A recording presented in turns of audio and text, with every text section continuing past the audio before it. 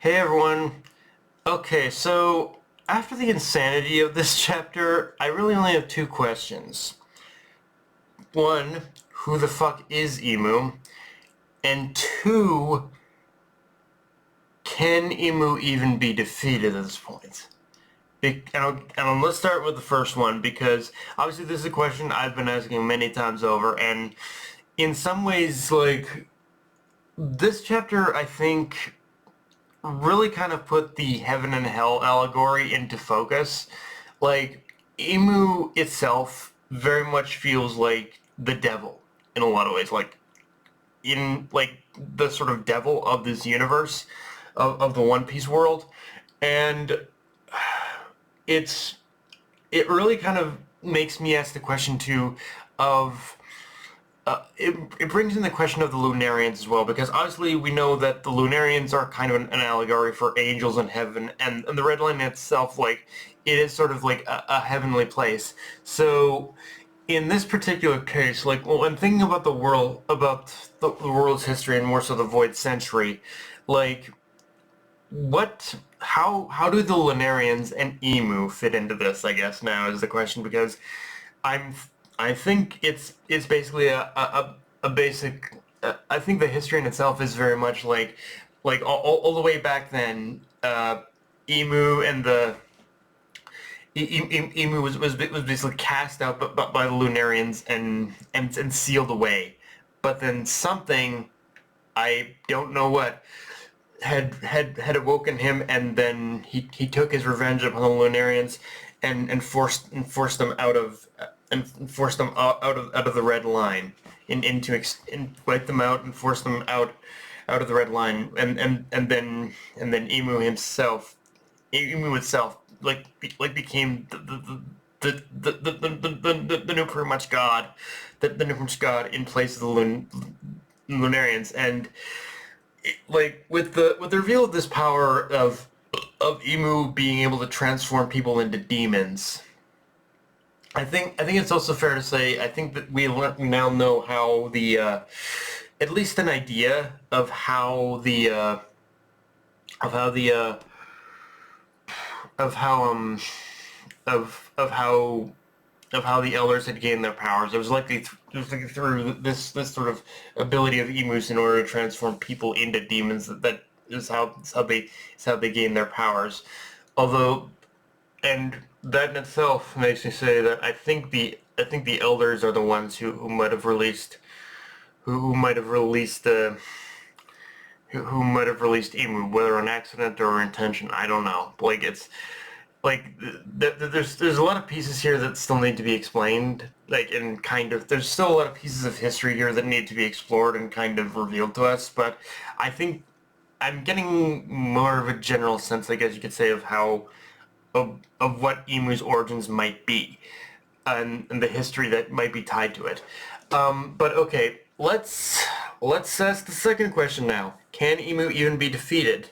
Because I'm not gonna lie. After seeing the display of Emu's power, I'm I'm really conflicted as to whether or not, even after Luffy and the others, pretty much get up off their butts and finally show up in order to fucking help and deal with this whole situation, that, like, it begs the question: can, even with Luffy there, even with the powers of Nika, can Emu even be defeated? And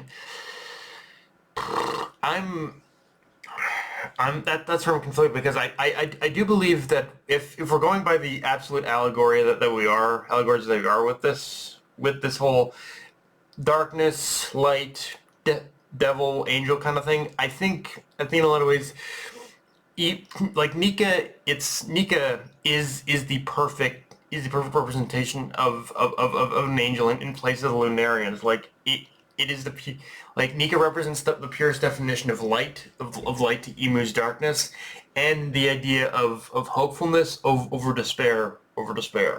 And in in that regard, I think Nika is the one, in order to pull like Elbaf's ass out of the fire with this one. Like, Nika is the one in order to purge the darkness of Emu from this place.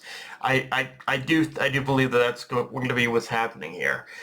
But even in that situation, I'm still questioning, is can Elbaf itself even be saved? Because it feels like it does feel like it does feel like Oda is, even though Oda has set this up, I think, in a way where I've explained it, it does also feel like Elbaf might be a lost cause. Like, I don't, like, this is the weird thing with me. Like, I do believe that I do believe that it pretty much can be saved, but I do believe it can be saved, but simultaneously I'm like, there's that little part of me that's saying, is it, even if we defeat Emu, even if we like drag, even if we drag Emu out of Elbaf, it's like, is that is it possible in order to even, like, this chapter has just kind of made me kind of question everything, and kind of